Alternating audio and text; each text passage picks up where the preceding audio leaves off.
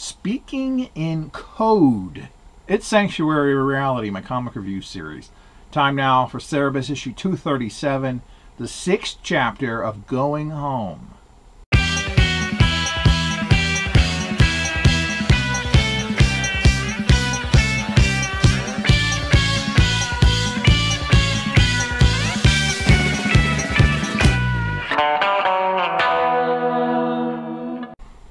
The next morning, outside the Shepherd and Dog Tavern, a Cyrnus guard questioned Cerebus over the corpse of the member of the Mothers of the Fellwar Valley, who was seen talking to Jaka the night before. The guard wants to know if he's seen her before, and he hasn't, but he gets her message.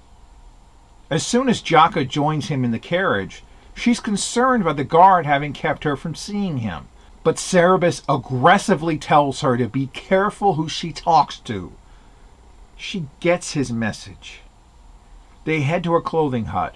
Jaka tries on clothes, while Cerebus ponders what he'll say if she asks him about that dead woman.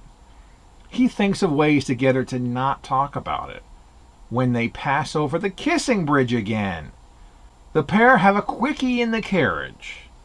That night, Cerebus wonders if Jaka is a Kevalist, like Astoria was, especially when she mumbles something in her sleep that he thinks might be code. He asks her if she is one the next day, but she denies it, as she merely believes in nature. Cerebus tries to state his own opinion on the world, which he believes was made by Taram, but she disregards his comments and wants a subject change for the sake of their relationship. That night, Cerebus vows not to let Jaka out of his sight ever again to ensure nothing else bad happens. He has a quick dream involving him being chained to a half moon. The next day, Cerebus tells Jaka a story of his childhood, where he got injured by his father's spring-loaded clamp. The conversation which quickly turns into an argument. Will the pair get over this row by nightfall? Interestingly enough, I've never seen anywhere where Dave Sim explains this issue's particular dream sequence. The interpretation of meaning, the style of cartooning in it, it's all very particular. I do have to wonder what they mean. Well, I guess it's for us to decide, but the panel where Cerebus is a barbarian and the half moon looks like Spawn is very, very intriguing. It sort of hints at things to come or things that have already happened, I suppose, at the same time. I don't know. Maybe somebody can ask him and he can explain someday. Or not.